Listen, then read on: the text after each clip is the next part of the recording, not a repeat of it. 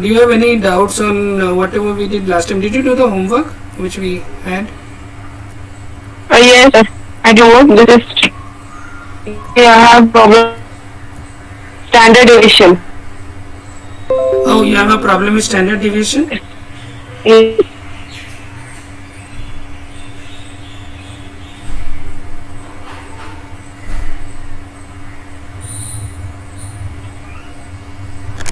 Hello Yes, sir. आपको you had some problem standard deviation के साथ? Yes, yes, yes. अच्छा, क्या प्रॉब्लम था? सर स्टैंडर्ड deviation एक बार अगर हाँ, ओके एक्सप्लेन करेंगे तो फिर. ओके. सो व्हाट सो अभी क्या है ना कि mean gives you mean is an average, no?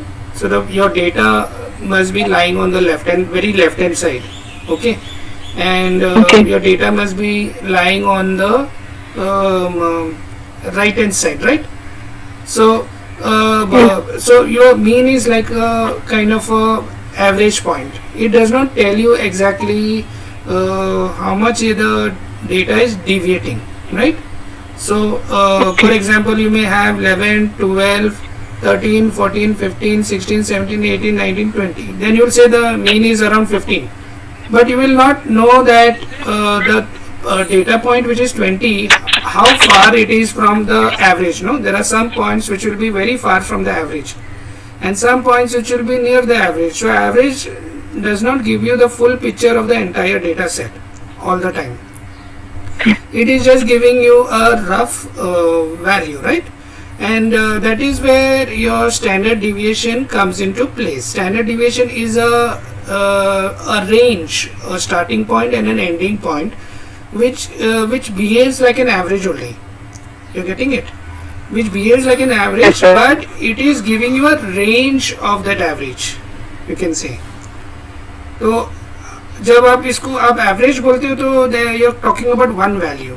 But if you say standard deviation, you're talking about a range of the average. So range of the average can be either left hand side mean के negative -15 range में होगा और इसके इसके आगे 15 range में होगा. तो let me see if I can help you with the diagram.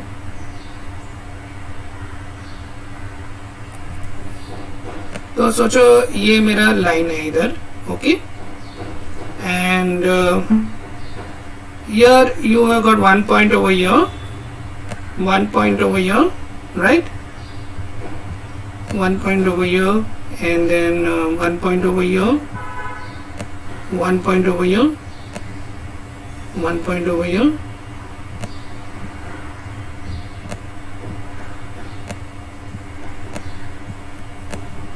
ये आपका डेटा पॉइंट्स है, ठीक है? दिख रहा है आपको रेड में? Yes, yes. तो अगर आप बिना कैलकुलेशन भी करो ना तो आपको एक मिडिल पॉइंट अगर डिसाइड करना है तो आप लगभग बोलोगे इसका मिडिल पॉइंट किधर, इधर है ना? बराबर है? Yes. Blue one is the middle Yes. Point, that is your average Yes. Point, you say. But ये average point does it tell you how stretched is the data set? ये left hand side से right hand side कितना stretch हो रही है? जो first point है, data point है आपका, ये कितना दूर है आपका एवरेज से, या ये पॉइंट कितना दूर है, या ये पॉइंट कितना दूर है? और रफ वो सिर्फ इतना इंडिकेशन नहीं देता ना. Average is just a number ultimately. It doesn't give you the information about the bigger data set. But when you take a standard deviation is always around a average. मतलब वो या तो स्टैंडर्ड डिविएशन इतना हो सकता है या तो डेटा इतना दूर है कि इधर से इधर हो सकता है. स्टैंडर्ड डिविएशन मतलब लगभग एवरेज ही बोल सकते हो आप. इसका जो एवरेज रेंज है मतलब सब पॉइंट्स लेफ्ट हैंड साइड +20 और -20 के बीच में आ रहा है वैसे. तो अगर ये अगर ये पॉइंट्स ज़्यादा आगे बढ़ते हैं तो ये एवरेज भी शिफ्ट हो जाएगा और स्टैंडर्ड डिविएशन भी उसके अराउंड जो रेंज है वो डिपेंड करता है कि डेटा सेट आपका कितना बड़ा है. But it gives you a range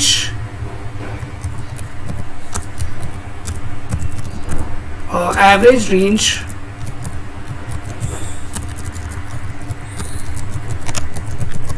around the mean or average. The standard deviation हमेशा is connected around the average. ठीक है. तो इसका अगर आप मीन लोगे तो आपको मीन मिल जाएगा, इसका आप मैक्स लो जाओगे तो आपको मैक्स मिल जाएगा, और इसका जो सेंटर पॉइंट है वो शायद हो सकता है. Hello, can you here? Hello, yes sir, can hear. हाँ, तो इसका जो मीडियन है, ये जो मिडिल पॉइंट्स है, द नंबर, ये इधर 8 पॉइंट्स इधर ये लेफ्ट हैंड साइड पे हो सकते हैं, 8 पॉइंट्स राइट हैंड साइड पे हो सकते हैं, तो उसका मीडियन ये होगा. एवरेज इसका ब्लू में depending on the data values या average number is this, and the range, ये पूरा डेटा सेट है जो फ्लक्चुएट होता है, तो वो प्लस अगर एवरेज आपका सोचो डेटा पॉइंट ये 10 है तो डिविएशन विल बी -20 + 20. अच्छा, ये उल्टा होना चाहिए. This will be minus the left hand side and the right hand side will be plus.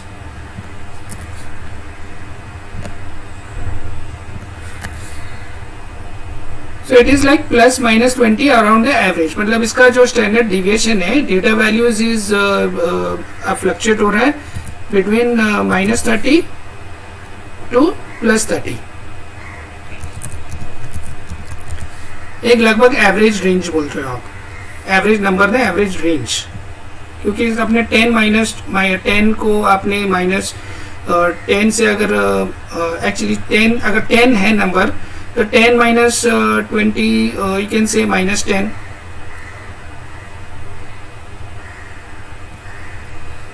और 10 + 20 = 30. तो ये आपका स्टैंडर्ड डिविएशन रेंज बोल सकते हो आप, -10 to 30. कुछ आइडिया आ रहा है आपको? हाँ, रेंज. तो यही ये डायग्राम में बताया गया है. ग्रीन वैल्यू मीन वैल्यू है, मीन के अराउंड ही होगा स्टैंडर्ड डिविएशन हमेशा. तो ये जो लाइन है ये आपका जितना data points right hand side पे लेफ्ट हैंड साइड पे उस बेसिस पे शिफ्ट हो जाएगा. जैसे आप कभी वजन करते हो तो वजन में कैसे एक शिफ्ट हो जाता है ना, अगर आपने ज़्यादा डेटा आपने राइट हैंड साइड पे डाल दिया तो वो राइट हैंड साइड पे लाइन शिफ्ट हो जाएगा, वो एवरेज रेंज है ना. तो जैसे हमारा बॉडी का बैलेंस हम जितना हमारा ग्रेविटी के हिसाब से मतलब हम लोग टिल्ट भी हो सकते हैं depending on how we are standing on the earth. If standing straight it may look straight, but अगर हम वाकड़ा कर रहे हैं तो इट डिपेंड्स हम किस तरह जैसे वो बैलेंस में आ जाता है वो लाइन के हिसाब से. ये वेट्स की तरह है, समझे ना, ये left hand side and right hand side. तो वो एक उस तरह वो बैलेंस लाने की कोशिश करता है स्टैंडर्ड डिविएशन. वो सिर्फ एक पॉइंट के बारे में नहीं बताता. एक जैसे अपना वेट्स आप करते हो, एक लेफ्ट हैंड साइड वेट और राइट हैंड साइड वेट वजन लेते हो, उसको क्या बोलते हैं मुझे पता नहीं, बट आपको समझ में आ रहा है ना वो क्या बोल रहा हूँ मैं? yes. तो वैसे ही कुछ है स्टैंडर्ड डिविएशन. ओके, अभी इतना के लिए समझ लो, बाद में धीरे धीरे उसका एक फॉर्मूला होता है जो अब वेरिएंस कैलकुलेट करना पड़ता है. तो वेरिएंस से अगर स्टैंडर्ड डिविएशन आता है मतलब variance is also related to the mean. Okay, तो उसका जो फॉर्मूला हमने लास्ट टाइम किया था, it is xi minus u is mu is mean. तो आप हर एक पॉइंट को माइनस करते हो, जैसे जो भी पॉइंट्स है आपका डेटा पॉइंट है उसको माइनस करते हो उससे, और इसको स्क्वायर करते हो, क्योंकि इसका नेगेटिव वैल्यू भी आ सकता है ना, इसीलिए इसको स्क्वायर करते हो डिवाइडिंग बाई n।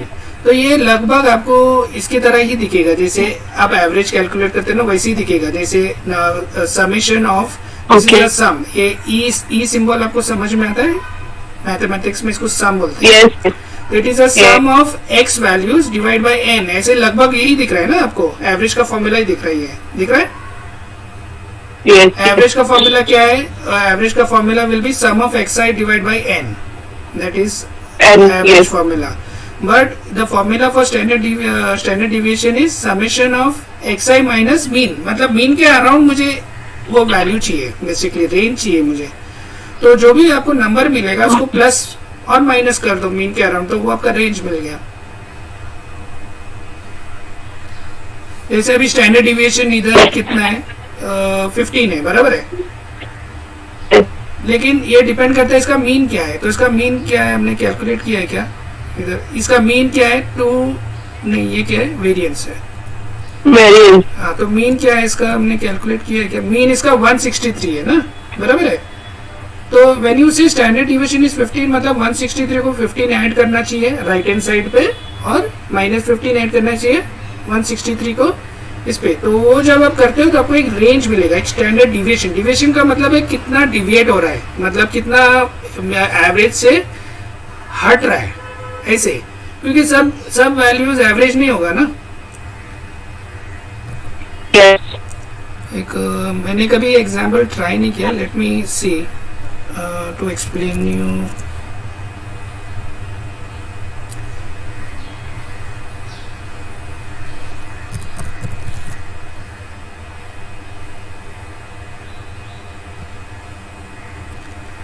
अभी मैं आपको एक क्वेश्चन पूछता हूँ। आपके पास डेटा सेट है जिसका पॉइंट्स है 1 2 3 4 5 6 7, लेट्स से 8 9 एंड 10। ये पॉइंट्स देख के, ये सब पॉइंट्स देख के आप क्या बोलोगे, एवरेज क्या है इसका?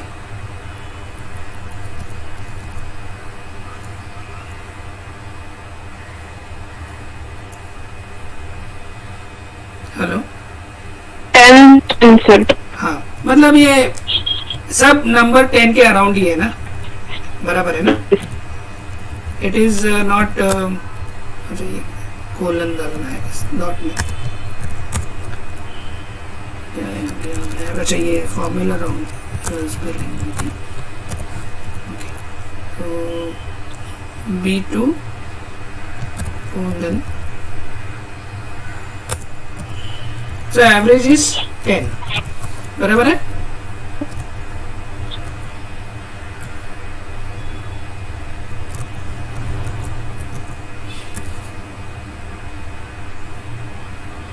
मतलब अगर ये लाइन होगा आपका एक्सिस का, एक्स एक्सिस का,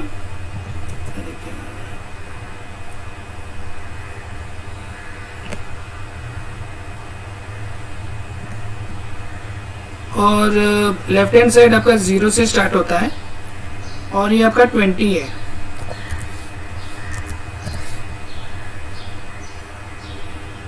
तो और ये बीच में आपका 10 है। सब डेटा पॉइंट्स किधर है? अभी ये डेटा सेट, ये जो हमने डेटा सेट लिया था, पहला पॉइंट इधर है, बराबर है। दूसरा पॉइंट में थोड़ा बड़ा ड्रॉ करता है, दूसरा पॉइंट भी इधर ही है थोड़ा बड़ा, तीसरा पॉइंट भी इधर ही है, बराबर है। okay, चौथा पॉइंट भी इधर ही है। ऐसे कर करके सभी पॉइंट्स एक ही जगह पे है। तो अभी इस और इसीलिए एवरेज भी 10 ही आ गया आपका, एक ही पॉइंट के बारे में हो रहा है।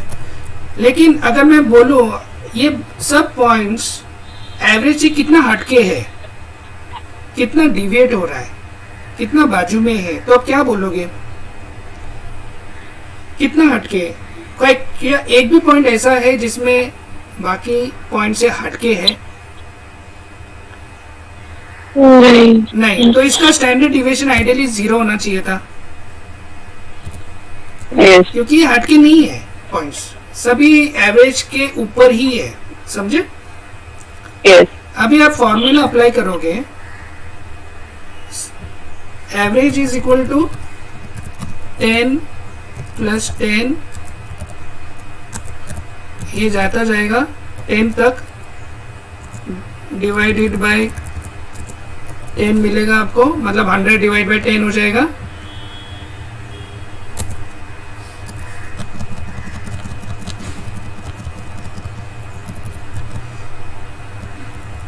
बराबर है, तो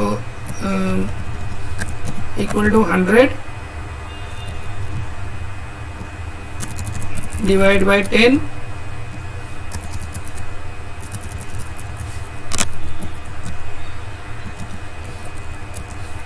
इज इक्वल टू 10। ये एवरेज का फॉर्मूला है। अभी आप स्टैंडर्ड डिविएशन का फॉर्मूला लोगे तो उसके लिए आपको पहले वेरिएंस कैलकुलेट करना पड़ेगा।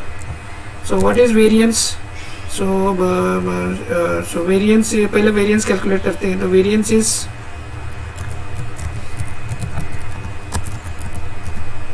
सम ऑफ एक्स माइनस मीन ना, एक्स मतलब 10 पहला point, minus mean, mean is also 10, right? इसको आप ऐड करते हो सेकेंड डेटा पॉइंट से, सेकेंड डेटा पॉइंट भी 10 है, उसको माइनस करते हो मीन से, 10 है, बराबर है ना? करते करते आप सब पॉइंट्स को ऐसा ही ऐड करते जाते हो और डिवाइड बाय n है।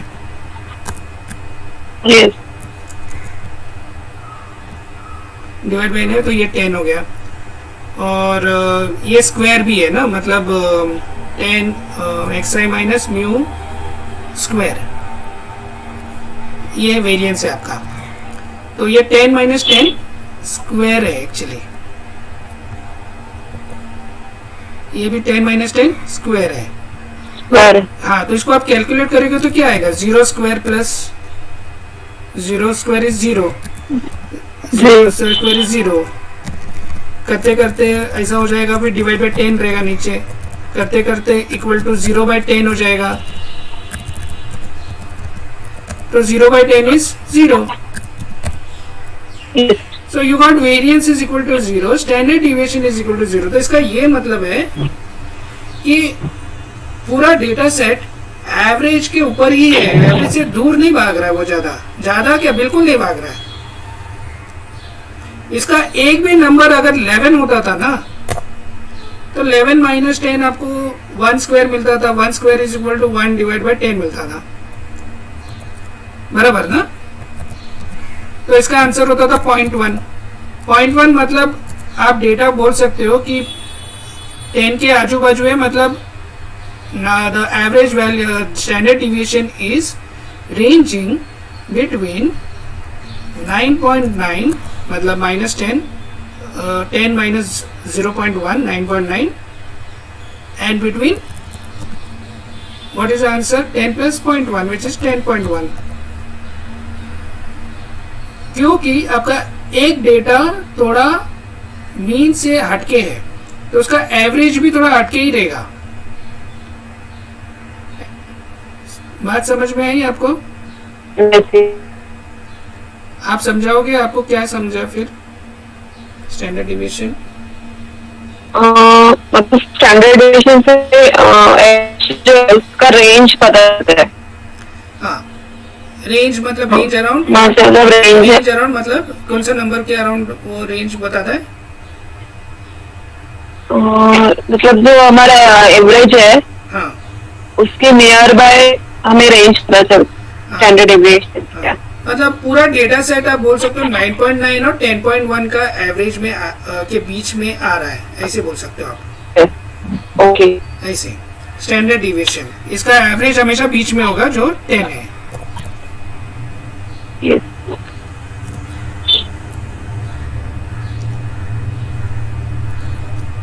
मतलब क्या है ना, एक अंदाजा चाहिए ना किसी को।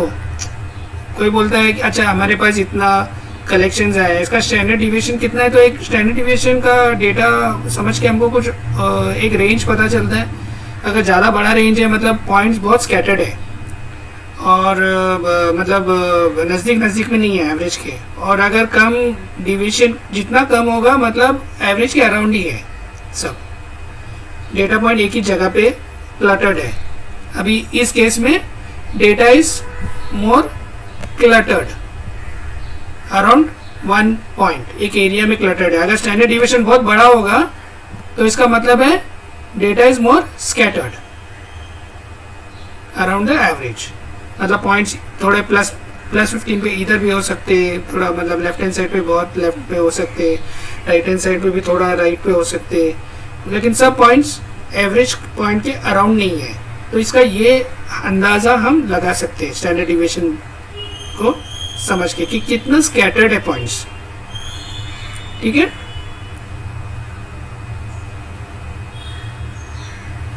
हेलो. Yes, sir.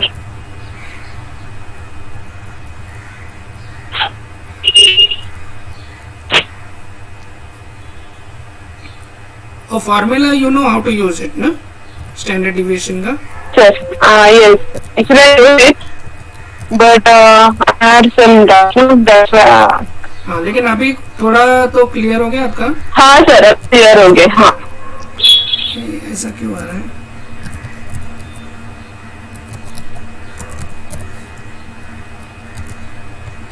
फॉर्मूला देखने, अच्छा ऐसे. STDEV. हाँ, अच्छा STD.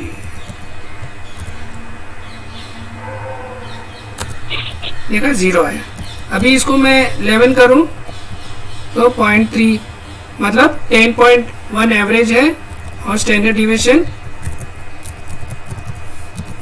0.3 है. मतलब आपको 10 पॉइंट एवरेज से प्लस 0.3 ऐड करना पड़ेगा, which is equal to minus करने का और प्लस करना पड़ेगा. तो दिस, तो रेंज क्या हो गया, this minus this standard deviation range, and इधर ऐड करना पड़ेगा. तो ये बताने की कोशिश कर रहा है कि एवरेज जो आपका वजन है वो 9.7 और 10.4 के बीच में फ्लक्चुएट हो रहा है आपका पूरा डेटा पॉइंट्स. तो ज़्यादा पॉइंट्स एक्चुअली 10 में है और 11 में भी है, क्योंकि लेकिन एक ही पॉइंट 11 में है. तो अगर ये 2 पॉइंट 11 होता है तो कुछ और रिजल्ट आता था आपका ऐसे. तो अगर और 9 और 10.7 तक आ गया, देखो इधर अभी 11 करूंगा तो 10.9 तक आ गया. ये राइट हैंड साइड आपका वजन बढ़ रहा है, मतलब ये रेंज में डेटा ज़्यादा है, मतलब 10.9 के अराउंड और 9.8 के अराउंड. ये बाकी जो भी पॉइंट्स है 10 में, जो 10 का जो वैल्यू है वो ऑलमोस्ट 9.8 के रेंज में आ रहा है और जो 11 का वो 10.9 के रेंज में आ रहा है. मतलब कितना स्कैटर्ड है आपको समझ में आ रहा है. 0.5 स्कैटर्ड है आपका एवरेज के अराउंड. सब 10.4 नहीं है, 10.4 प्लस 0.5, 10.9 से लेकर 9.8 के बीच में डेटा पॉइंट ये डेटा सेट में है. तो बिना डेटा सेट को देख के आप एक अंदाज़ा लगा सकते हो रेंज को देख के कि by determining standard deviation. And if you want to know what is the minimum value, just you calculate minimum value. ये आपको और एक डेटा अंडरस्टैंडिंग देगा. चलो ये रेंज है लेकिन मिनिमम कितना है, तो आप मिनिमम को भी ऐसे कैलकुलेट कर सकते हो. So it's not doesn't mean the standard deviation gives you all the answers. Different formulas gives you a different insight basically. So basically what you are saying is, अच्छा ये मिनिमम 10 है लेकिन और मैक्सिमम डेफिनेटली 11 होगा. तो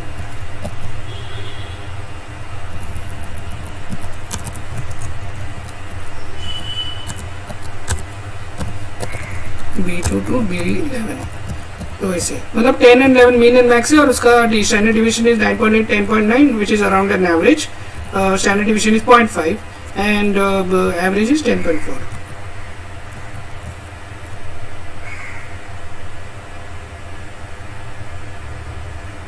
अभी आगे बढ़ते हैं. So next is your rank and percent rank function.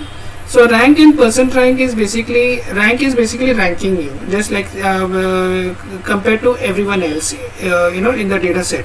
So which is higher than which point is higher than in the other points. इसका जो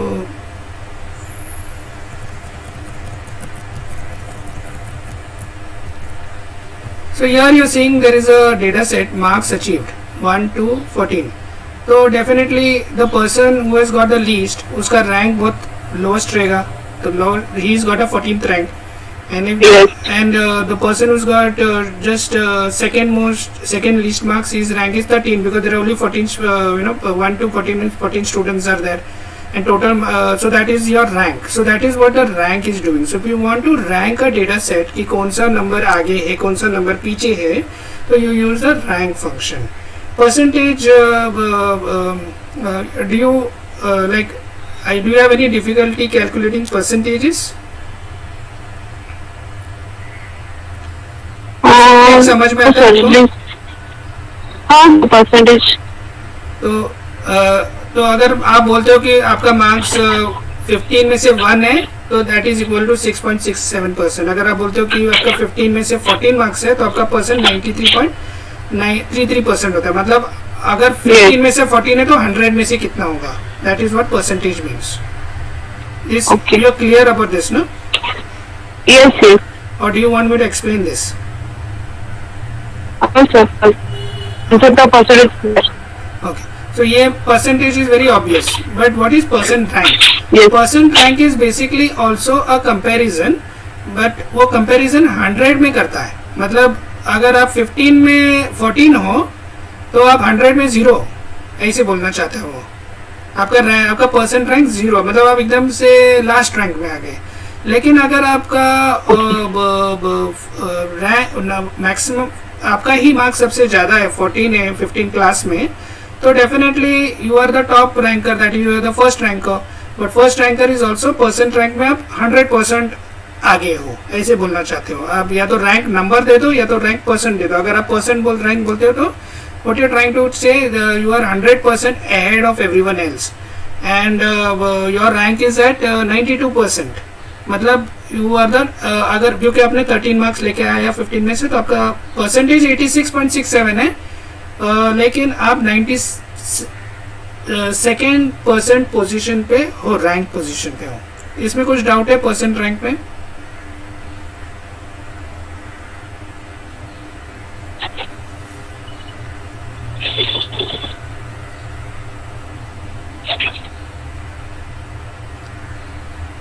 हेलो हेलो। हाँ, मैंने डाउट। समझ में आ गया? हाँ sir. Okay. Let me see there is any queries.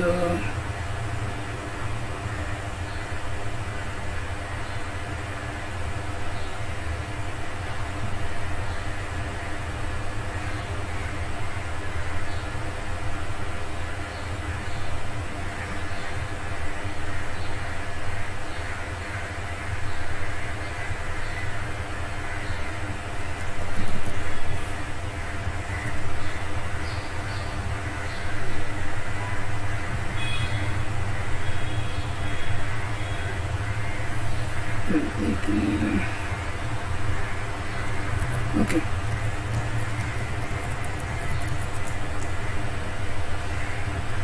Now there is something known as percentile also. Percentile basically tells you how many people are below you. Okay, it doesn't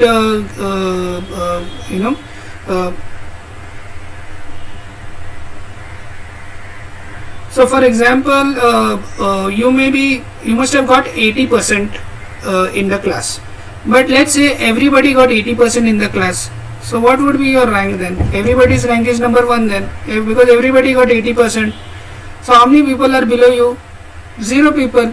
That means your percentage may be higher, but your percentile is still 0 because there is nobody below you. Nobody has got less marks than you. So that is what percentile does. It tells you how many people are below you. You must have got highest score, but there may be very few people below you, so your percentile will be very low. And in case you must have got very less marks, but maybe you are the highest, you must have got just 2 marks, let's say 5 marks out of 25, but 5 marks is the highest and everybody is lower than you. Even though your marks is lowest, your percentile is still 100%. Is that clear? आपको concept समझ में आ गया percentage में क्या मतलब है? Yes. आपका Yes, sir. percentage ranking is 100%, but your percentile ranking also depends on how many people are below you. So you Below you. number 1. So rank is 1, percentage is 100%. Percentage is, let's say, some percentage marks you got. Percent rank is also 100% because you are number 1 rank, but the percentile can be 0 just because nobody is below you. So percentile gives you a true comparison of it doesn't compare your marks. It tries to see how well you progressed in the competition. The competition was so tough, everybody got 5 marks, 6 marks out of 25, and that is okay. You will still be hired if your percentile is high, because you were a lot of other people were below you, that's why. So it is giving a more clear picture. अगर आप जब foreign universities में आप apply करते हो तो GRE exam देते हो, TOEFL एग्ज़ाम देते हो, तो उधर परसेंटाइल रैंकिंग काउंट किया जाता है, परसेंटेज नहीं. Any doubt on percentile? No, sir. तो परसेंटाइल का इधर formula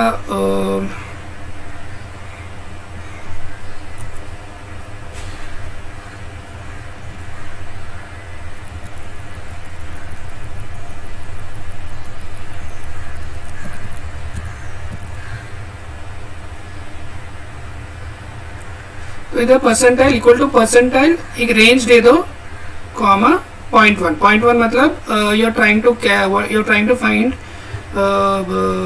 what is the marks for 10 percentile. तो अभी ये फार्मूला दिखाया, ये नेक्स्ट नंबर देखोगे ये 0.2 है, मतलब 20 परसेंटाइल आप काउंट करने को देख रहे हो, मतलब 3.6 आंसर आया, मतलब आपका मार्क्स इधर है 1 to 14.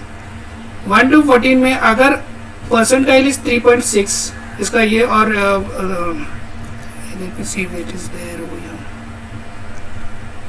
Percentile है क्या?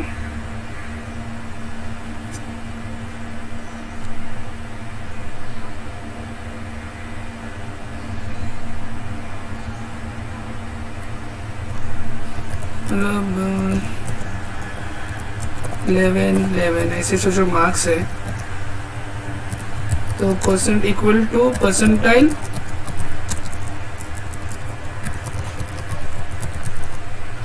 पहला तो रेंज दे दो डेटा, तो कोलन ये रेंज है, ये this is your data set, comma you want to तो if you want to calculate 0 percentile you say 0, if you want to calculate 100 percentile you calculate 1, if you want to calculate 10% you say 0.1. So which means it says that इसका मतलब ये है कि अगर आपको 10 marks से कम मिला है तो आप 10 परसेंटाइल में आ जाओगे. अभी नेक्स्ट फॉर्मूला हम देखेंगे. तो इसमें अगर आप डॉलर साइन डालोगे तो वो फॉर्मूला कॉपी ये कांस्टेंट की तरह रहता है, मतलब जो वैल्यूज इधर दी है वही कॉपी हो जाएगा. अगर आप ये कॉपी वो डॉलर निकाल देते हो तो ये शिफ्ट हो जाएगा, R12 to R16 हो जाएगा, नहीं तो if you keep a dollar it will remain the same. So I am saying R11 to this, so the same range, and I'll say I want to calculate 20 percentile. 20 percentile is also 10. So let's say this is 20, this is 30, this is 40 and this is 50 marks. Out of 50 में से है कुछ, तो ये range हो गया. तो मतलब इसका ये 10%, ये 10 परसेंटाइल है. तो इसका ये मतलब है अगर आपको 14 मार्क्स से कम मिला है तो आप 10 परसेंटाइल में आ जाओगे, मतलब 10% लोग आपसे नीचे हैं. और आपको 18 मार्क्स से कम मिला है तो आप 20 परसेंटाइल में आते हो, मतलब 20% लोग आपसे नीचे हैं. तो उसी तरह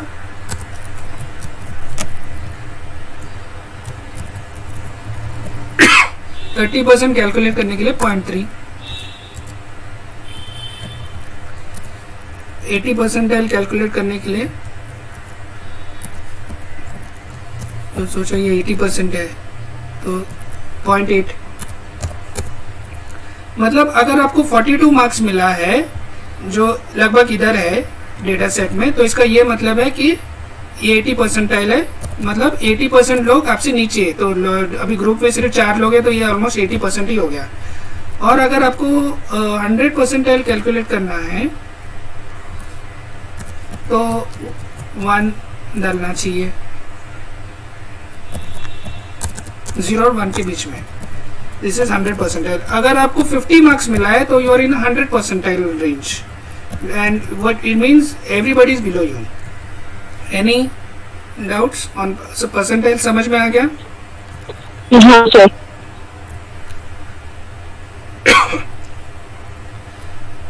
अभी क्वार्टाइल्स देखते हैं। क्वार्टाइल इज बेसिकली आपके पास एक डेटा सेट है और आपको उसको डिवाइड करना है। 25% फर्स्ट 25% वैल्यूज़ क्या है, फर्स्ट 50% वैल्यूज़ क्या है, क्योंकि जब आपको एक डेटा सेट मिलता है तो आपको डेटा के साथ खेलना पड़ता है। तो आप पूरा डेटा सेट के साथ आप खेल नहीं सकते ना, स्पेशली मशीन लर्निंग। एक ट्रेनिंग डेटा होता है, एक टेस्ट डेटा होता है। तो ट्रेनिंग डेटा आप बोल सकते हो I just want the first 25% data, first 50% data, then I will train the data, then I will take the last 20, the top 25% data, and I will use it as a test data to see whether the results are the same compared to the training data. So constantly you need you may need a subset of a data set to work with. You are not going to work with the entire data set. So for example, if you are having a data set points of 100 points, you may say I just want the first 25 points. So first 25 points will always come in the quartile 1. And so that is what quartile is. It is a set of 4 data sets जो आपको एक indication देता है कि first data set में कौन से points आएंगे। Second data set is the lowest 50% values.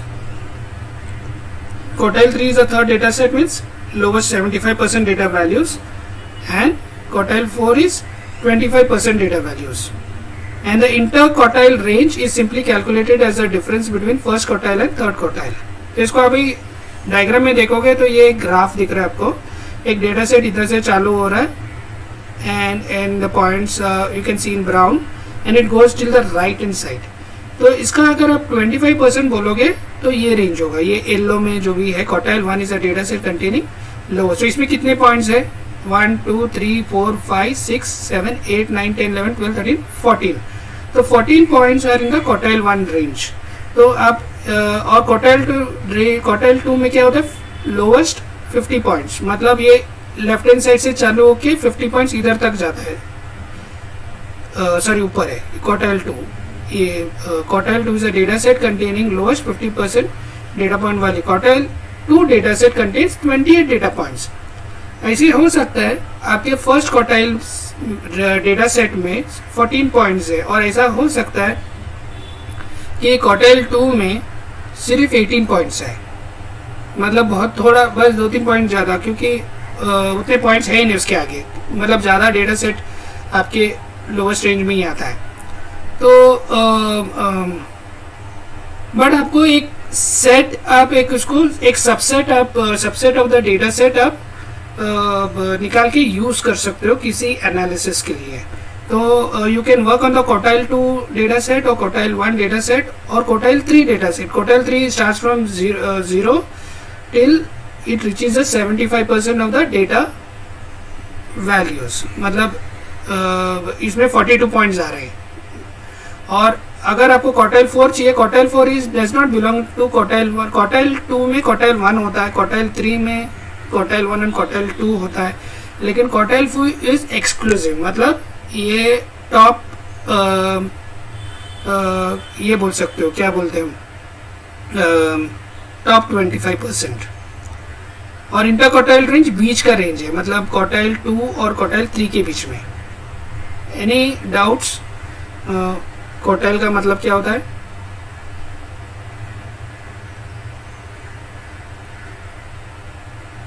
Hello hello, इस क्वार्टाइल में 25%, 100। सॉरी, क्वार्टाइल में 25% means 1% of the, मतलब it is a subset of a data set. एक थोड़ा पोर्शन बोलते हो। क्वार्टाइल 1 का मतलब क्या होता है मुझे बताओ।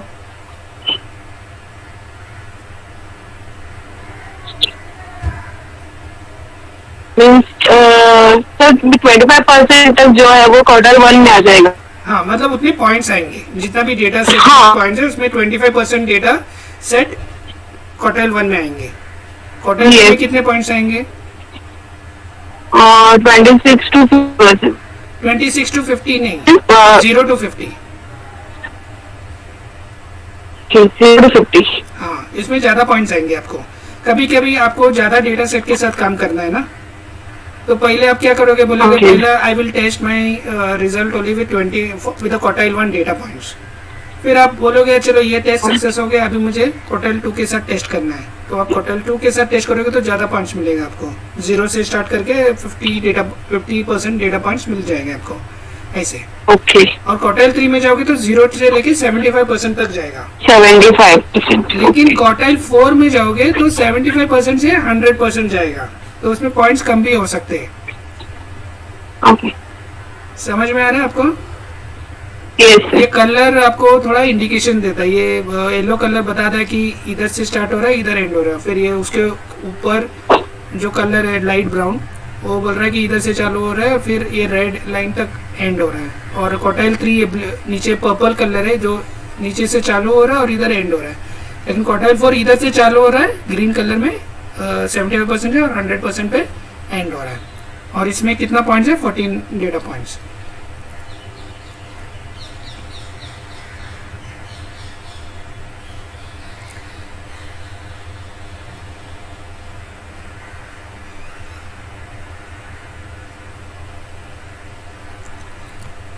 तो इधर लेफ्ट हैंड साइड पे सेल्स रेवेन्यू बताया है इन्होंने डेटा सेट में। उन्होंने बोला है कि ये महीने का सोचो सेल्स रेवेन्यू, पहले महीने में 45,000 मिला, सेकेंड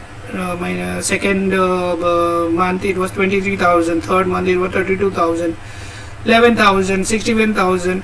तो इसमें बहुत सारे डेटा सेट में बहुत सारे डेटा है, बट क्वार्टाइल 1 क्वार्टाइल 0 मतलब मिनिमम हो गया, और इधर वो क्वार्टाइल 4 को 89,000 बोल रहा है, मतलब 89,000 से ज़्यादा कुछ है ही नहीं है। आपको क्वार्टाइल 4 एग्जैक्टली कैलकुलेट करना है तो क्वार्टाइल 3 कैलकुलेट भी करना पड़ेगा। तो क्वार्टाइल 3 55,250, मतलब इसके नीचे 75% वैल्यूज आएंगे। 55,250 के नीचे जो भी डेटा है वो क्वार्टाइल 3 में आएंगे। और अगर क्वार्टाइल 2 का आंसर क्या आ रहा है? 38,500, मतलब कुछ भी डेटा पॉइंट्स अगर 38,500 के नीचे है तो वो क्वार्टाइल 2 में आएंगे। और अगर क्वार्टाइल 1 का वैल्यू आ रहा है 23,500, मतलब 23,500 के नीचे जो भी पॉइंट्स है वो क्वार्टाइल 1 में आते हैं। और क्वार्टाइल 0 में 11,000, मतलब ये मिनिमम है, 11,000 is the minimum. So quartiles are especially useful when you are working with a data that isn't symmetrically distributed. तो ये ग्राफ अभी सिमेट्री नहीं है ना, कि लेफ्ट हैंड साइड भी इक्वल है, राइट हैंड साइड को थोड़ा ऊपर जा रहे थोड़े दूर जा रहे, ऐसे हो सकते हैं। एक पॉइंट एकदम से लाइन के हिसाब से नहीं एकदम दूर है, मतलब एक पॉइंट एकदम नीचे, एक पॉइंट एकदम ऊपर है, तो उसको बोल सकते हैं एकदम बाहर की तरफ है, मतलब उसको आउट ऑफ द रेंज भी बोल सकते हो, आउटलायर भी बोल सकते हो। जैसे ये पॉइंट्स, ये सब ब्लू पॉइंट्स नज़दीक नज़दीक में है, और ये रेड पॉइंट हो सकता है सेकेंड क्वार्टाइल में आए, लेकिन इसमें जो रेड पॉइंट है वो आउटलायर बोलते हैं, जैसे एकदम हटके है वो।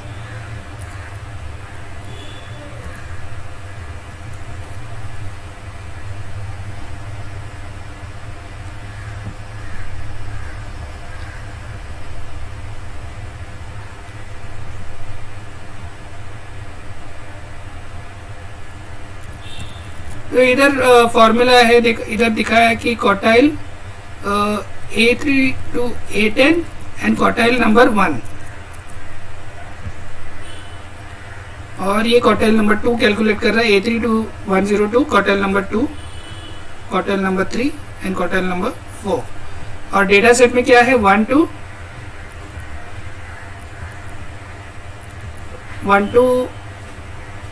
100, मतलब 1 से चालू करता है 100 पे एंड होता है।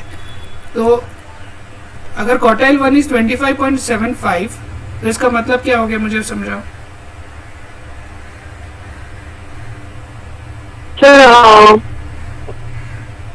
दूसरे क्वार्टाइल 1 है ना, 25.75 इज क्वार्टाइल 1, मतलब इसका मतलब क्या हो गया?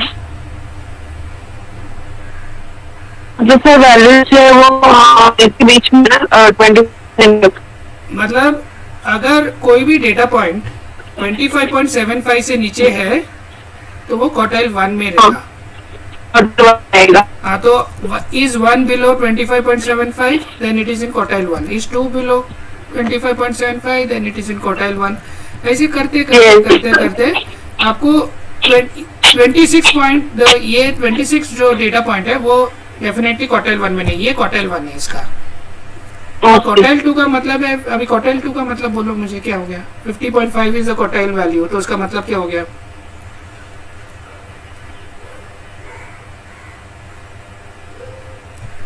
इधर 50.5 इज क्वार्टाइल 2, बराबर है? क्वार्टाइल 2 है। हाँ, तो व्हाट इज दिस 50.5 मीन?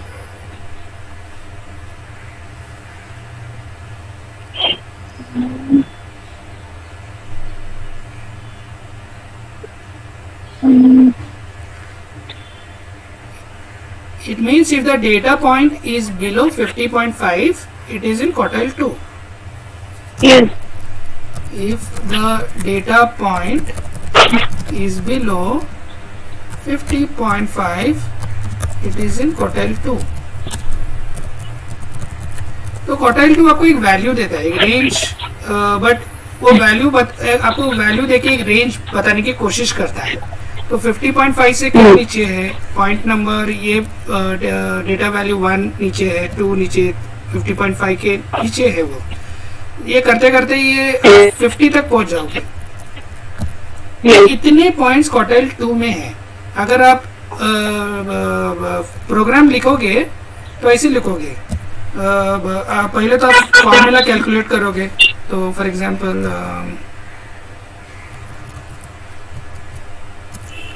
आपका प्रोग्राम ऐसे कुछ होगा, आपको एक डेटा सेट दिया जाएगा, आप बोलोगे data set is equal to array of 1 2 3 4 something something something 100, ऐसा कुछ डेटा सेट है आपका। तो फिर आप बोलोगे कि क्वार्टाइल 1 कितना है, तो आप बोलोगे ये quarter 1 is equal to ds quartile, पता नहीं फॉर्मूला कैसे होगा लेकिन वो आप देख लेना। तो नम्पी यूज करके I want first 10%, sorry quartile ना, quartile is 1 2 3 4, so I want the first quartile. तो क्वार्टर 1 में जब अब ये डेटा सेट आएगा, quarter 1 will be equal to 1 2 3 and it will go till 25, ऐसे कुछ होने का चांसेस है जब आप प्रोग्रामिंग देखते हो तो। और इधर आप क्वार्टाइल 2 बोलोगे तो आपको एक एरे मिलेगा या जो भी लिस्ट मिलेगा जिसमें वो डेटा से खींच के वो 50 तक लेके आएगा, क्योंकि 50.5 इज द क्वार्टाइल 2 में आता है। नाउ यू कैन से you can run some program, let's say ml function predict for quarter 1, तो इसका कुछ आंसर आएगा आपको yes या no। ऑफ कोर्स हमको ml पढ़ना पड़ेगा, तो इसका जो भी वैल्यू आएगा it will indicate something, or you can say ml dot predict quarter 2, you are working with different data sets वैसे। तो और you can say ml dot predict नहीं, ml डॉट ट्रेन, मतलब जब आप ट्रेन देते हो तो you are giving the data input and the result also,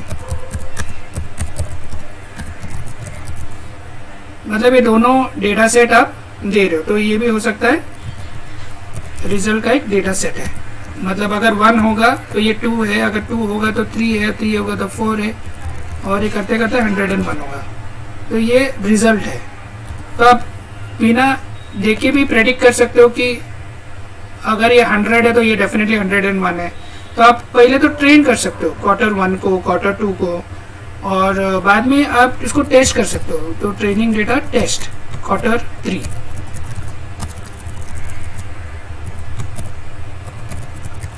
जब आप Q3 को टेस्ट करते हो तो क्योंकि आप टेस्ट कर रहे हो तो आप सिर्फ डेटा इनपुट दे रहे हो,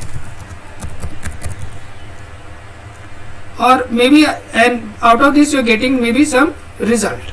so you can say result is equal to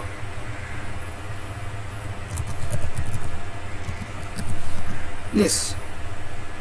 and जब आप ट्रेन करते हो तो आप रिजल्ट भी दे रहे हो शायद।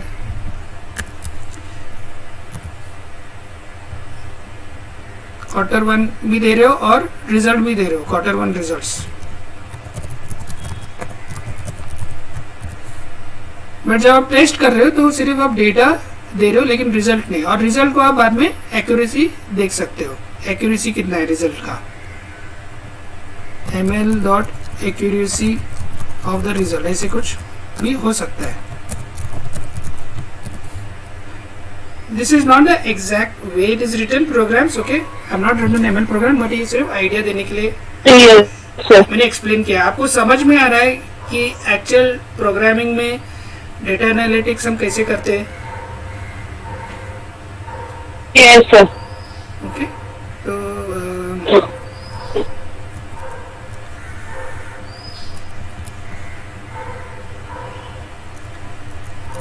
फिर नेक्स्ट आता है आपका कोरिलेशन कोएफिशिएंट। सो कोरिलेशन कोएफिशिएंट बेसिकली बोलता है कि अगर मैं सब पॉइंट्स के बीच में, ये सब आपका रेड जो डॉट्स है ये डेटा पॉइंट्स है, तो इसके बीच से मैं एक लाइन खींचूंगा जो लगभग बीच से निकलता है।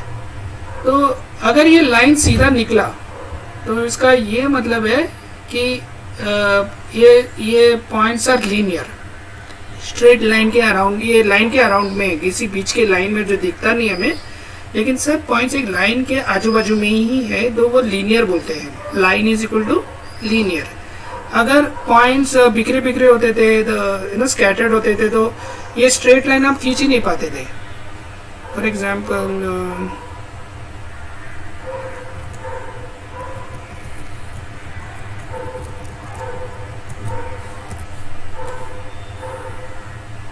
तो आपके पास एक डेटा सेट है, तो जब आप कोरिलेशन कोएफिशिएंट के बारे में बात करते हो तो आप एक रिलेशनशिप के बारे में बात करते हो। तो रिलेशनशिप हमेशा दो चीज़ों के बीच में होता है। तो जब जो दो चीज़ होता है, एक एक्स एक्सिस हो सकता है, एक वाई एक्सिस हो सकता है।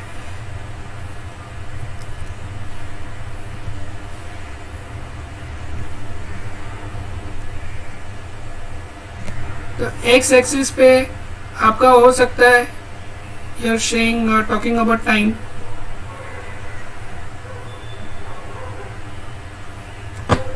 ये टाइम है, मतलब तो टाइम हो सकता है 1 बजे, 2 बजे, 3 बजे, और करते करते ये 11 बजे रात तक पहुंच जाता है। और इधर आपका हो सकता है टेम्परेचर हो सकता है वाई एक्सिस पे। तो टेम्परेचर ये 10 हो गया, ये 20 हो गया, ये 30 हो गया, 40 हो गया, ये 50 हो गया। तो अगर आपका पॉइंट्स, आप टेम्परेचर रिकॉर्ड करते हो और फिर आपको कुछ पॉइंट्स ऐसे मिले, जैसे 1 बजे 20 डिग्री था, 2 बजे 23 था, फिर 3 बजे 30 तक, क्या बोलते 30 तक पहुंच गया था, फिर 4 बजे 25 था इधर किधर, फिर से वो 30 तक, 4 बजे 30 पे गया, फिर वो सडनली बीच में दोपहर में 40 तक चला गया, फिर शाम को 30 तक आ गया, फिर 20 तक आ गया पॉइंट्स, फिर 10 तक आ गया, फिर 20 तक आ गया, फिर शाम आते आते 15 पे आ गया, फिर 10 पे आ गया। तो अभी इसमें क्या, अभी अगर आप क्वार्टाइल 1 लेते थे या क्वार्टाइल 2 लेते थे डेटा सेट का, तो आपको अलग अंदाज़ा मिलता था डेटा के बारे में। इन द सेंस आपको ये समझ में आता था कि इसका जो बीच का लाइन है वो इधर से गुजर रहा है, ऐसे है। लेकिन अगर आप क्वार्टाइल 4 को ले गए तो आपको कुछ अलग सिनारियो दिखाई देगा, जिसमें जो लाइन, बीच का लाइन है, इधर से गुजर रहा है, इसके आजू बाजू में पॉइंट्स है, ये लीनियर है एक्चुअली ज़्यादा ये, लेकिन पूरा डेटा सेट लीनियर नहीं है, एक अपवर्ड स्लोप है, एक डाउनवर्ड स्लोप है, क्योंकि ये सब पॉइंट्स एक लाइन के आजू बाजू में ही है, तो लीनियरिटी स्ट्रॉन्गर है इसमें, linear is more and up slope, क्योंकि ऊपर की तरफ जा रही है। लेकिन अगर आप पूरा डेटा सेट को लोगे, इट इज नॉट लीनियर। पूरा डेटा सेट को लोगे तो ये ऊपर जा रहा है और फिर नीचे आ रहा है। सो अगर आप पूरा डेटा सेट को कंसीडर करते हो, तो जो बीच का लाइन इसमें से गुजरता है वो ऐसे कुछ होगा।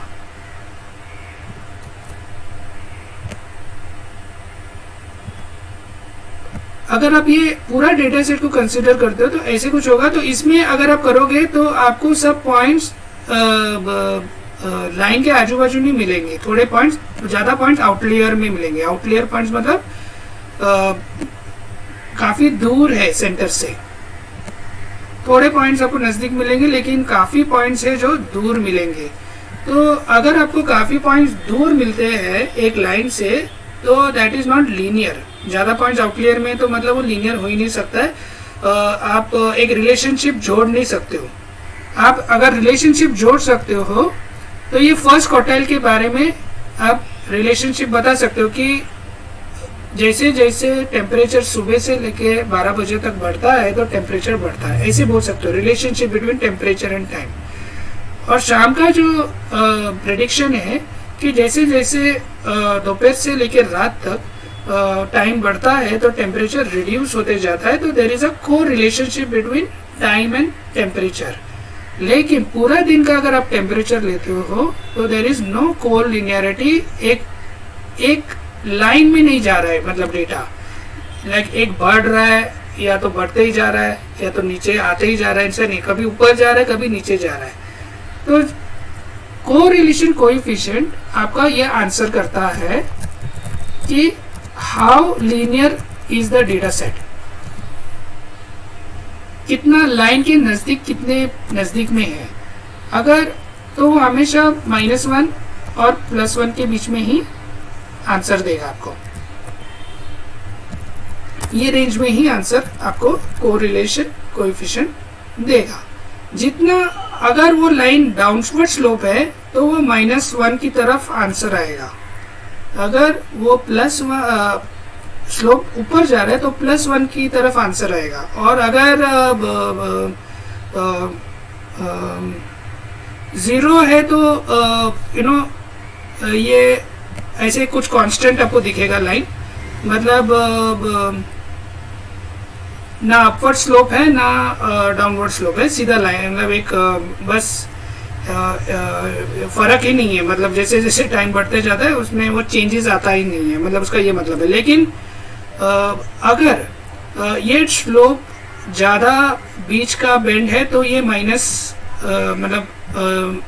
की तरफ है, मतलब -0.5 की तरफ हो सकता है, मतलब -1 और 0 के बीच में।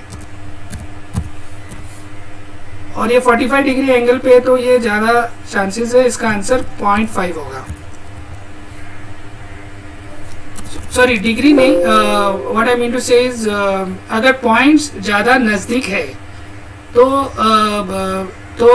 -1 के नज़दीक रहेगा आंसर. तो क्योंकि अभी इसमें पॉइंट्स नज़दीक है डाउनवर्ड स्लोप में, तो इसका आंसर, ब्लू लाइन का आंसर ज़्यादातर -0.9 होगा, -0.8 भी हो सकता है, 0.9 या 0.8. और क्योंकि ये अपवर्ड स्लोप में बहुत सारे पॉइंट्स थोड़े बहुत लगभग नज़दीकी है, तो इसका आंसर भी +0.8 की तरफ होगा. कोरिलेशन कोएफिशिएंट का मतलब आपको समझ में आ रहा है? हाँ sir. It tells you how linear is the data set. Yes. तो मुझे बोलो, अगर आपको आंसर -0.75 आता है कोरिलेशन कोएफिशिएंट, तो इसका मतलब क्या है?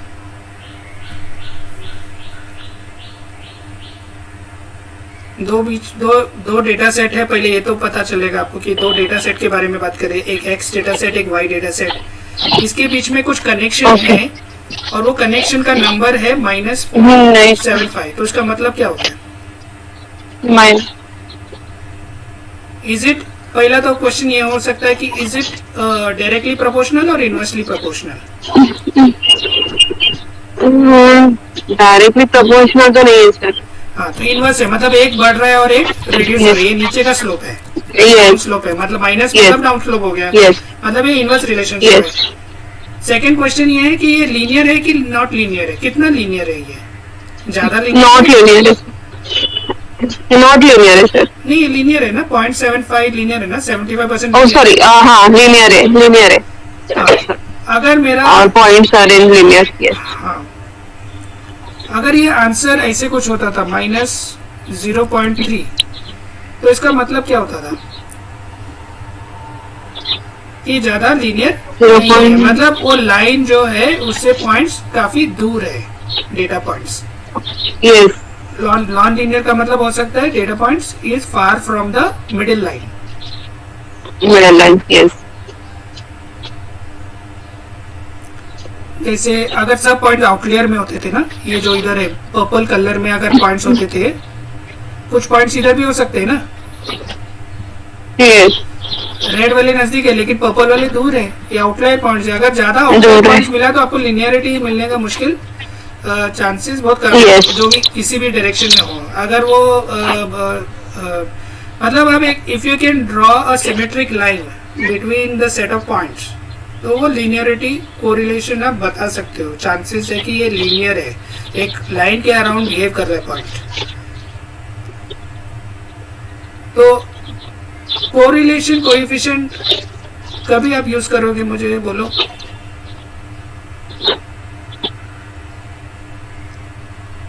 जो है वो मतलब डेटा सेट में जो भी रहेंगे तभी, मतलब उसमें कोई रिलेशन है कि नहीं, रिलेशनशिप देखना है ना डेटा सेट में. हाँ. दो डेटा सेट्स के बीच में रिलेशनशिप देखना है.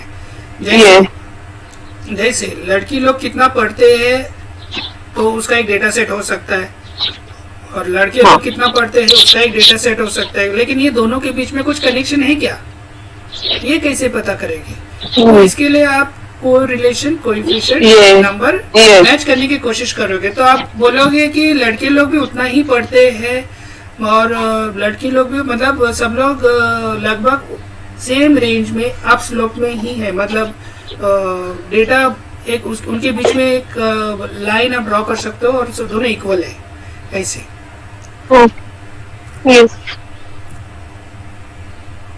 इधर आपको दो ग्राफ दिखता है, आप देखोगे R इज इक्वल टू 0.8 लिखा है, और इसका 0.8 मतलब ज्यादा लीनियर है, मतलब data points is more closer to the line. लेकिन राइट हैंड साइड पे पॉइंट्स बिखरे बिखरे हुए हैं और लाइन तो है बीच में लेकिन बिखरे बिखरे, इसलिए 0.6 पे आंसर आता है उसका. और ये अपवर्ड स्लोप है.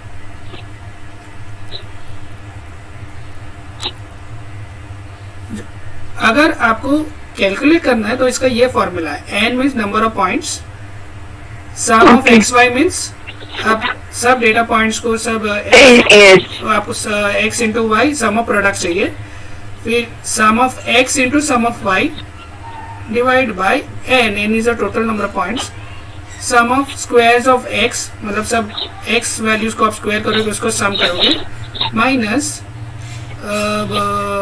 माइनस सम ऑफ x, मतलब स्क्वायर नहीं करोगे सिर्फ माइनस करोगे, ये y स्क्वायर माइनस y की तरह है और उसका स्क्वायर करोगे. Okay. तो ये फॉर्मूला आपको इतना जानने की कोशिश नहीं करना है, लेकिन आपको ये इम्पोर्टेंट है कि what is correlation coefficient, when I should use it, whenever I want to find a relationship between two data Yes, yes, yes. Correlation coefficient. Then, yeah.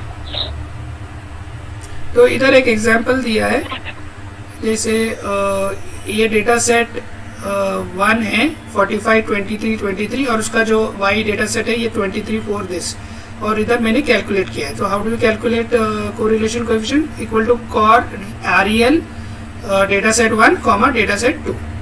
Any doubt how to calculate correlation coefficient in the Excel file or any spreadsheet? No, sir. Yes, now I understand.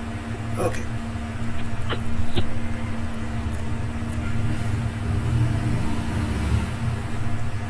Okay. So अभी we are still into spreadsheets, but little bit we will try to understand data analysis, because we are going to trying to understand all the functions. लेकिन what is data analysis एक आपको idea तो अभी तक पता चला, तो वो थोड़ा हम लोग डीपर अंडरस्टैंडिंग करने की कोशिश करेंगे. तो एक डेफिनेशन हमने पहला ही बोला था कि हम इंस्पेक्ट करते हैं डेटा को, क्लीन करते हैं, ट्रांसफॉर्म करते हैं, मॉडल करते हैं. मॉडल मतलब रियल डेटा, मतलब क्लीन डेटा, ठीक है. जो फाइनल डेटा होता है वो मॉडल डेटा होगा आपका, जो फाइनल में एनालिसिस कर सकते हो, जिसके साथ आप जो भी एनालिसिस करना है उसको मॉडल डेटा बोलोगे.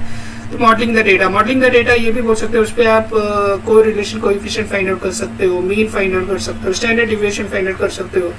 जो भी फॉर्मूलाज है आप मॉडल डेटा पे अप्लाई करके उसका एनालिसिस कर सकते हो. And why do you do analysis, with the goal of discovering useful information. That is what we are trying to discover. Now what is the relation, what is the max, what is the mean, what is the standard deviation, and this relationship will help us to conclude something. It will help us to conclude and make some decisions. So in data analysis we are looking at 5 types of data analysis. One is called data mining, second type is called business intelligence, third type is called statistical analysis. Now whatever we did so far, you can say that is a kind of statistical analysis. But it is not that is not the only type of analysis we do on data analysis. There is other type of analysis, which is data mining, business intelligence, statistical analysis, predictive analysis, analytics, and text analytics. So what is the difference between them? So data mining is basically you are getting a large amount of data. It is in structured format or semi-structured format. So as I told you, structured format means it may be coming from the SQL database, RDB. Yes. Semi-structured means it is coming in the form of JSON. So large amount of data is coming, it is a big data. Now Yes. you are getting this data, but is there some relationship, in the sense एक pattern दिख रहा है क्या, एक straight line draw हो रहा है, एक ग्राफ ड्रॉ हो रहा है, ऐसे कुछ पैटर्न दिख रहा है क्या आपको, मतलब there are more males and less females, ऐसा कुछ दिख रहा है क्या. तो वो पैटर्न आप जब ढूंढने की कोशिश करते हो एज एन आउटपुट, कोई डिपेंडेंसी है क्या, जैसे कोई कोरिलेशन कोएफिशिएंट है क्या, मतलब दो डेटा सेट के बीच में आप कुछ ढूंढने की कोशिश कर रहे हो, आपको बहुत सारा डेटा आ रहा है और वो भी बराबर फॉर्मेट में आ रहा है. आपको आपने क्लीन किया डेटा को, मॉडल डेटा तैयार हो गया है, उसका आपको डेटा मिल गया है, and now you want to search for patterns, or you want to look out for some relationships, you want to look out for some dependency. Is x related to y and z? क्योंकि एक data set में ऐसा नहीं कि सिर्फ एक column आ रहे हैं, दो कॉलम्स आ रहे हैं, 3 कॉलम्स भी आते होंगे. So you must be getting the subjects and whether it is a male or female, as well as the age and as well as the state. So you can see, try to find patterns, which state is, is there a relationship between a state and a literacy. So certainly when you look at the data, you will find there is more literate data, more people literate in Kerala, let's say, and that is a pattern you will see in the data, and that is what you can deduce. So data mining is a data analysis process in which we absorb large amount of data to deduce some pattern, dependency, or get some knowledge. So where data must be coming from the databases. Patterns can be deduce using machine learning का technique use करके आप pattern deduce कर सकते हो. तो you can it can be applied in artificial intelligence, statistics, ये सब area में आप डेटा माइनिंग अप्लाई कर सकते हो. What is business intelligence? Business intelligence unstructured data के साथ खेलता है और उसमें से कुछ इंफॉर्मेशन डिड्यूस करने की कोशिश करता है. तो अनस्ट्रक्चर्ड डेटा सेट मतलब वो फाइल्स के अंदर होगा, टेक्स्ट फाइल के अंदर होगा, पीडीएफ के अंदर होगा, म्यूजिक फाइल के अंदर हो सकता है, और मतलब ये सब बाइनरी फाइल्स है. बाइनरी फाइल्स हो सकता है या डेटा भी, अगर वो टेक्स्ट डेटा भी है तो वो डेफिनेटली अनस्ट्रक्चर्ड फॉर्मेट में है. तो आप उसको किसी तरह डेटा आप you are trying to pull out. Voice data हो सकता है, इमेज डेटा हो सकता है. अगर वॉइस डेटा है तो आप एनएलपी यूज़ करोगे तो आपको सॉफ्टवेयर की ज़रूरत पड़ेगी to get the metadata out of the data, and that is where your business intelligence analysis will come into place. Statistical analysis is whatever we have done so far is kind of statistical analysis, but in this also there are two types: descriptive statistics and inferential statistics. Descriptive statistical analysis is where you're getting a data set, quartile 1, quartile 2, or the entire data set. You're getting a data set. Definitely this data has to be in a structured format, and based on this you're doing some calculation, you're applying some formulas, you're finding the mean, continuous standard deviation, or you're trying to find the percentile ranking, percentage.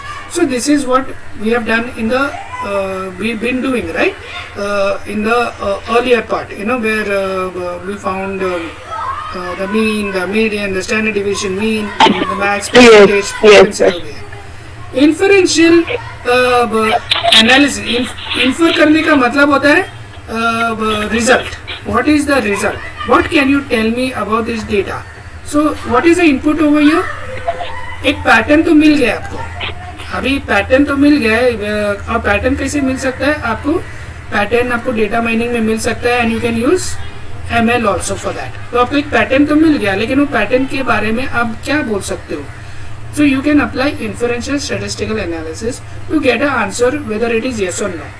मतलब अगर मैं कोई मैंने एक pattern देखा है कि सब फ्लाइट का डेटा है मेरे पास, और या ट्रेन का डेटा है, और वो ट्रेन ज़्यादा ट्रेन डिले हो रहा है, ऐसे मैं एक पैटर्न मुझे समझ के मिल रहा है ये डेटा माइनिंग करके, तो वो मैं पैटर्न देके इन्फरेंशियल स्टैटिस्टिकल एनालिसिस को दूंगा. मैं बोलूँगा ये पैटर्न दिख रहा है मुझे, अभी ये ट्रेन है, एक अलग सा ट्रेन, मैं अलग दिन का एक अलग सा ट्रेन डेटा दूंगा. आपको बताना है कि ये ट्रेन लेट होगा कि लेट नहीं होगा, येस और no. You can give you only answer in yes or no. So that kind of testing is called hypothesis testing. आपको पता नहीं है ट्रेन लेट होगा कि जल्दी आएगा, लेकिन एक आपको अंदाज़ा करना है. लेकिन आपने अंदाज़ा कैसे करना है? ऑलरेडी आपका पास एक हिस्टोरिकल डेटा होगा जिसका एक पैटर्न आपने डिस्कवर किया है, और वो पैटर्न को देख के आप रिजल्ट देखने की प्रेडिक्ट करने की कोशिश करोगे. ऐसे तो प्रेडिक्ट करने की कोशिश करोगे मतलब ऐसा हाइपोथेसिस, तो एस्टिमेट आप बोल सकते हो कि एस्टिमेशन टेक्निक्स आप यूज़ करते हो. तो whether it is estimate is what is the estimated price, या फॉर एग्जांपल जब मार्केट में प्रोडक्ट बिकते हैं एक प्रोडक्ट, तो उसका अलग अलग प्राइजेस होते हैं. तो लगभग क्या प्राइस होना चाहिए आप इन्फर कर सकते हो पैटर्न को देख के. या को रिलेशन इन्फरेंशियल अभी हमने जो किया है, को रिलेशन क्या डेटा वेरिएबल कनेक्टेड है, ये पैटर्न में तो दिख रहा है लेकिन कुछ कनेक्टेड है क्या, बता सकते हो क्या? कोरिलेशन कोएफिशिएंट है इसमें, तो इसका मतलब ये हो गया. रिग्रेशन एनालिसिस भी एक टाइप का रिलेशनशिप है, but you are talking regression analysis में basically you are not talking only about a linear relationship, you are talking also about a non linear relationship.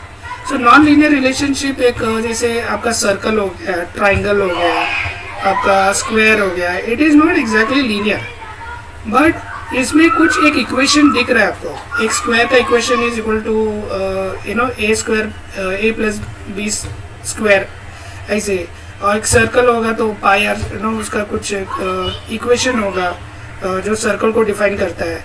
If तो उस हिसाब से वो सर्कल ड्रॉ होता है एक रेडियस के अराउंड.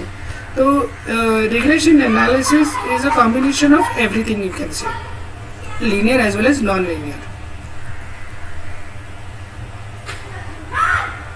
तो यूजुअली आपको जो इक्वेशन मिलेगा वो इस टाइप का होगा रिग्रेशन एनालिसिस में. y is equal to b0 plus b1 x. x and y आपका x एंड y डेटा है, मतलब x ये हैगा तो ये y ये होगा. इसलिए डिपेंडिंग ऑन x आप y को डिड्यूस कर सकते हो. अगर आपके पास x वैल्यू है और रिग्रेशन कोएफिशिएंट है b1 तो कुछ नंबर होगा वो, और b0 एक कांस्टेंट नंबर है जो y इंटरसेप्ट है. मतलब when x is equal to 0 what is the y value. Predictive analysis क्या करता है कि हिस्टोरिकल डेटा को लेता है और करंट डेटा को भी लेता है. मतलब 10 साल का डेटा लेंगे और अभी करंट डेटा भी लेंगे, वैसे लास्ट 2 साल का भी डेटा लेंगे, और दोनों को डेटा, क्योंकि हिस्टोरिकल डेटा एक हिस्ट्री में कभी कभी लड़ाई हुआ है ऐसे बता सकते हैं, या कभी कभी स्टॉक मार्केट ऊपर हो गया है ना, कभी कभी स्टॉक मार्केट नीचे आया है. आप एक छोटा डेटा से आप उसको प्रेडिक्ट नहीं कर सकते हो. आपको एक लंबा डेटा सेट लेना पड़ेगा जो बहुत सालों का डेटा है और बहुत सारे डेटा पॉइंट्स है उसमें, जिससे आप ये डिड्यूस कर पाओगे कि मार्केट अभी नीचे जाने वाला है या मार्केट ऊपर जाने वाला है. तो इस kind of analysis is called predictive analysis. Prediction या फोरकास्ट, प्रेडिक्ट द रिस्क. कितना रिस्क है अगर मैं ये चीज़ में इन्वेस्ट करूं, या अगर मैं मेरा अपॉर्चुनिटीज़ किधर है, ये सब स्टॉक्स है, कौन सा स्टॉक मुझे बाय करना चाहिए. तो हिस्टोरिकल डेटा देख के, अगर हिस्टोरिकल डेटा है उसके पास, तो वो प्रेडिक्ट कर सकता है कि ये स्टॉक में डालोगे तो आपका म्यूचुअल फंड उसका आपका फ़ायदा ज़्यादा हो सकता है. So that is what is called predictive analysis.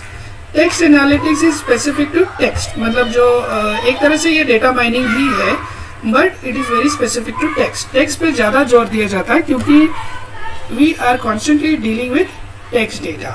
You know, most of the data that is coming, very rarely it is we are trying to analyze a audio file or a video file, or we are trying to analyze even a image file. Image file is a separate category जिसमें medical data होता है, but it is not as much as text. Text data is the entire, most of the data that we are looking at is text data, and that's why text analytics is very important. So whenever we do text data mining or text analysis, it comes under text analytics. So and with using those text data, we are trying to get high quality information. But again, as I said, this text data may be in the text files. So why data analysis? Data analysis is used to answer some question, test some hypothesis, or make some decisions, or to disprove theory also. Sometimes we want to prove that looking at the data that this is not what will happen. So that's why that time also data analysis, like who is going to win the election. So we can prove using the data, all the historical data and जो भी है text data, जो भी हम disprove कर सकते हैं. Any questions on the different data analysis? क्या फ़र्क है सब में? हाँ सर, मतलब वैसे हम लोगों ने सर स्टार्टिंग में भी स्टडी किया था कि पेजेस ऑफ डेटा एनालिसिस.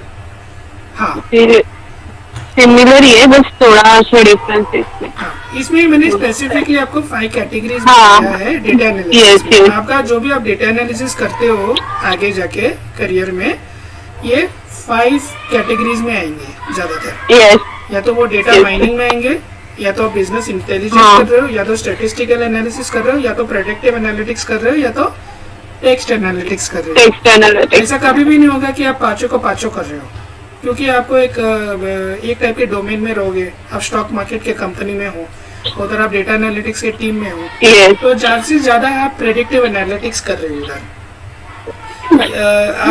अगर आप फेसबुक में हो या जो भी वेबसाइट जो ज़्यादा पॉपुलर है, सोशल, इंस्टाग्राम, ये सब, तो उधर हो सकता है आपको बहुत सारे डेटा आ रहे, किसने किस वीडियो पे क्लिक किया है, किसने कितना देर वीडियो देखा है, बहुत सारे डेटा आ रहे। तो वो डेटा में से अगर आपको कुछ पैटर्न निकाल के देखना है तो आप डेटा माइनिंग के एरिया में जाओगे।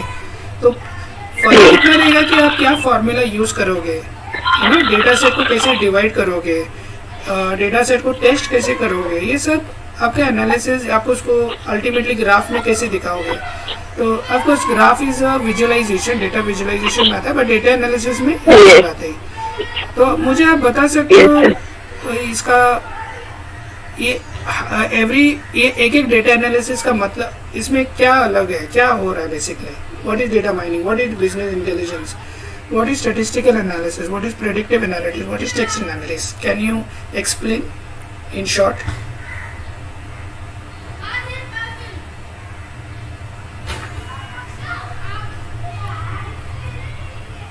तो डेटा माइनिंग का ये डायग्राम है, ये डायग्राम देखिए आपको क्या समझ में आ रहा है?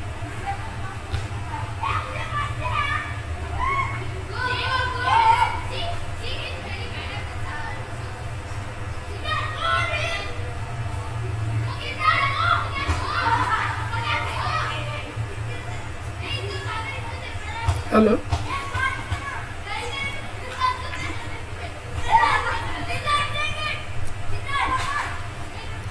हेलो,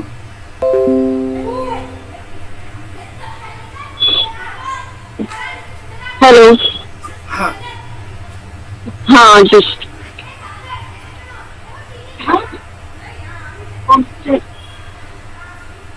हाँ सर, डेटा माइनिंग में मतलब जो हमारे पास लार्ज अमाउंट ऑफ डेटा जो आता है उसको हम लोग कैटेगरी वाइज डिवाइड करते हैं। जो अनयूज्ड डेटा है उसको क्लीन करते हैं। नहीं, इसमें पैटर्न ढूंढने की कोशिश करते हैं। डिपेंडेंसी मतलब रिलेशनशिप ना, पैटर्न रिलेशनशिप देखा। ये राइट हैंड साइड पे आपको आउटपुट दिख रहा है, पैटर्न्स है, डिपेंडेंसीज है, नॉलेज है। लेफ्ट हैंड साइड पे डेटा आ रहा है और राइट हैंड साइड पे वो आपको पैटर्न का आउटपुट मिल रहा है। और किस टाइप का डेटा सेट पे काम करता है वो ज्यादातर? Structured and semi structured. Structure and semi structure. हाँ, तो data mining, what is data mining, can you explain?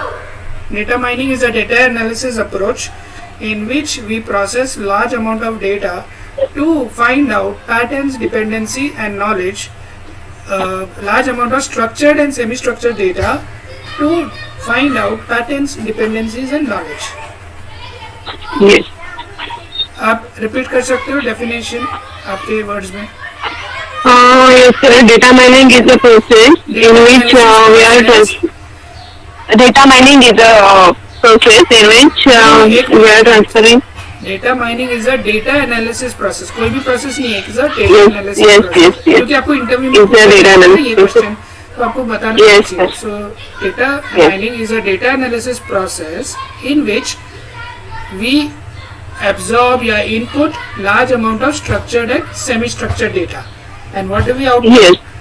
We get as a result patterns, dependency between data, knowledge. ये diagram देख के आपको definition, आप you should be able to tell the definition. So can you tell me the definition now?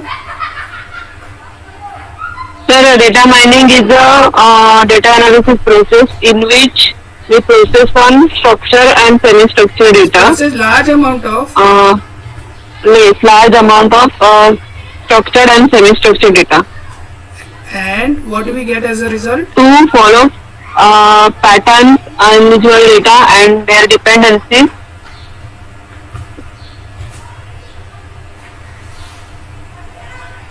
Hello? Hello. Okay. Next, business intelligence. Can you look at the diagram and tell me the definition of business intelligence? Same way. Business intelligence is a data analysis process which processes unstructured business data to determine new strategic business opportunities. Yes.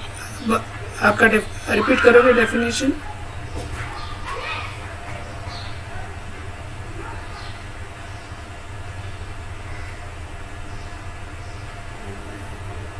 Hello,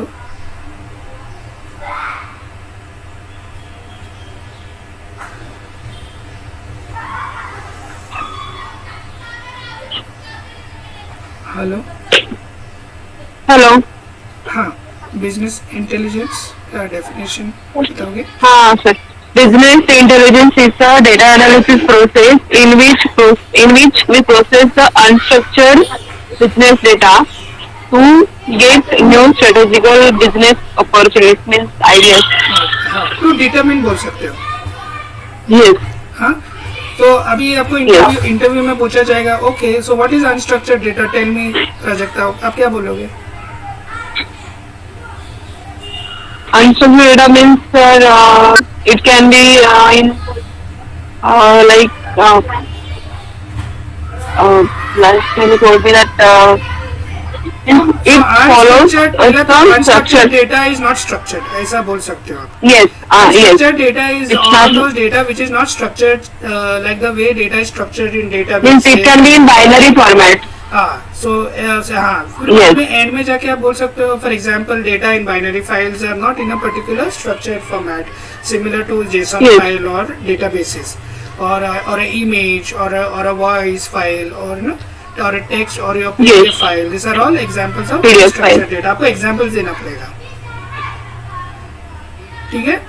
क्योंकि वो PDF Yes, आपका sir. एक electric bill हो सकता है, वो electric bill के अंदर आपका नाम हो सकता है, वे आपका वो जितना electricity cost month wise cost हो सकता है ना, बहुत सारा डेटा होता है एक टेक्स्ट फाइल के अंदर, लेकिन वो बाइनरी फॉर्मेट में है, PDF फॉर्मेट में है। तो उसके अंदर से खुद के आपको कोई सॉफ्टवेयर यूज़ करके टेक्स्ट सॉफ्टवेयर यूज़ करके या इमेज सॉफ्टवेयर यूज़ करके या NLP यूज़ करके, आप ऐसे बहुत सारे सॉफ्टवेयर यूज़ करके you can try to get the data out of that and try to deduce something that ये महीने में बिल ज़्यादा आ रहा है, ऐसे कुछ है ना। तो मुझे बोलो data mining, what is the difference between data mining and business intelligence? Data mining में सर हमें स्ट्रक्चर और सेमी स्ट्रक्चर डेटा मिलता है, बराबर है। और बिजनेस इंटेलिजेंस में हमें अनस्ट्रक्चर्ड डेटा पे काम करना है। हाँ, दूसरा फर्क ये है कि डेटा माइनिंग एक कोई भी डेटा के पे आप काम कर सकते हो पैटर्न्स डिड्यूस करने के लिए। Yes. Business intelligence specifically business वालों लोगों के लिए है। आप एक अपॉर्चुनिटी ढूंढने की कोशिश करते हो, इसका ये मतलब है कि अभी मुझे किधर इन्वेस्ट करना चाहिए, कौन सा प्रोडक्ट रिलीज करना चाहिए, वैसे समझे? Yes sir. ओके, सो अभी ये दो डेफिनेशन है, descriptive statistical analysis and inferential statistic analysis.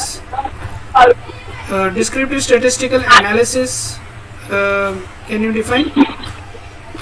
इसमें इनपुट्स में क्या आ रहा है?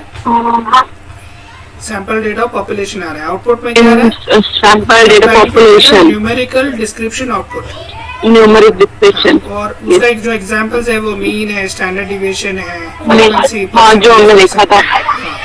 सो कैन यू अभी ये डायग्राम देख के आप डेफिनेशन बोल सकते हो, what is descriptive statistical analysis? Descriptive statistical analysis is a data analysis process in which we process a population of data to determine a numerical description output such as mean, standard deviation, frequency and percentage etc.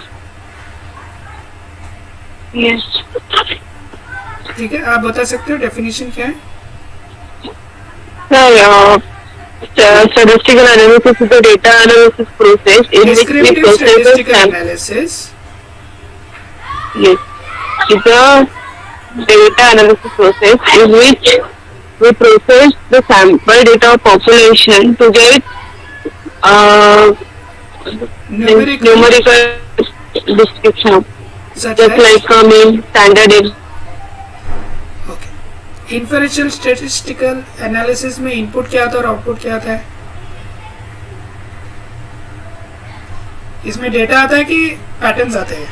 What is the input?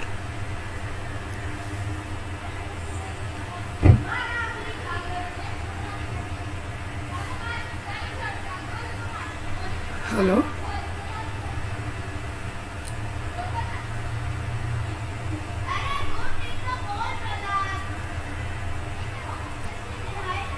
Hello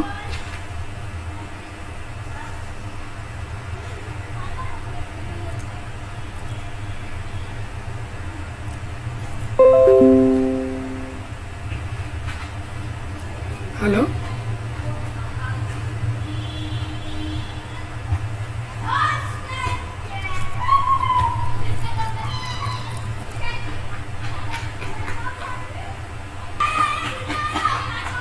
hello. हाँ अभी आ रही है। हाँ। Inferential statistical analysis में is the data input any populated data or is it discovered patterns? Discover pattern. हाँ तो ये special type का एनालिसिस है which works only on patterns. Yes. हाँ इट इज नॉट लाइक आपको अगर डेटा अंदर आ रहा है पहले उसमें से पैटर्न निकाल के खोजना पड़ेगा। पैटर्न खोजने के लिए आप क्या करोगे, कौन सा एनालिसिस यूज करोगे? हेलो। हाँ ये हाँ पैटर्न, सर, क्या बोल रहे हैं? ये जो हाँ। पैटर्न तो हमें आता नहीं है ना बोल के कि ये डेटा में ये पैटर्न है, ये बिहेवियर है, ये रिलेशनशिप, ऐसे बोल के तो नहीं आता, वो हमें ढूंढ के निकालना पड़ता है। तो वो ढूंढने के लिए कौन सा टाइप का एनालिसिस अप्रोच हम लोग यूज करेंगे? पैटर्न्स कौन देता है, कौन से एनालिसिस अप्रोच देता है? Pattern for inferential statistical. नहीं, इन्फरेंशियल में ये पैटर्न्स इनपुट है, मतलब इसका पैटर्न आपको डेटा हाँ। माइनिंग से आएगा ना, इधर से पैटर्न्स मिलेंगे आपको। ये जो पैटर्न है आप इन्फरेंशियल स्टैटिस्टिकल एनालिसिस को दे दो, मतलब एनालिसिस पे एनालिसिस हो रहा है अभी। ओके। पहले स्टेप में डेटा माइनिंग हो रहा है जिससे आप डेटा को लेके इनपुट लेके पैटर्न्स खोज रहे हो। फिर यही पैटर्न्स को जो मिला है आप इन्फरेंशियल स्टैटिस्टिक्स एनालिसिस को देते हो, जिससे आप हाइपोथेसिस टेस्टिंग करने की कोशिश कर रहे हो, एस्टिमेट लेने की कोशिश कर रहे हो, रिलेशनशिप देखने की कोशिश कर रहे हो, रिग्रेशन एनालिसिस कर रहे हो। ठीक है,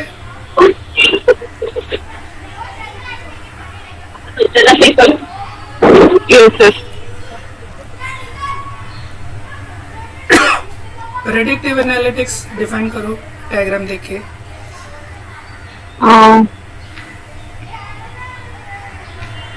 Predictive analysis is a data analysis process in which we process on historical data or current data to get prediction, like we can predict the opportunities or what Predict risk the will be risk. there. Yes. What is an example of historical data? Give me an example of historical Uh, data.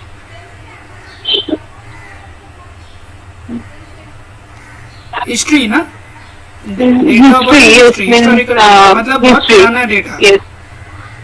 Yes. तो मतलब अगर आपको कुछ predict करना है तो history में देखना पड़ेगा ना, जानना पड़ेगा कि Yes. कैसे हुआ था। अगर आपको प्रेडिक्ट करना है कि स्टॉक मार्केट ऊपर जाएगा कि नहीं जाएगा तो आपको हिस्टोरिकल डेटा पे Yes. बेसिस करना पड़ेगा। आपको प्रेडिक्ट करना है कि ये बैंक का परफॉर्मेंस कैसे होगा तो हिस्ट्री में देखना पड़ेगा। मतलब जो भी आप Yes. हिस्टोरिकल डेटा कभी भी छोटा डेटा नहीं होगा, वो लंबा डेटा होगा, मतलब जैसे बहुत सालों का डेटा होगा ऐसे। Yes. ओके, टेक्स्ट एनालिटिक्स को डिफाइन करो।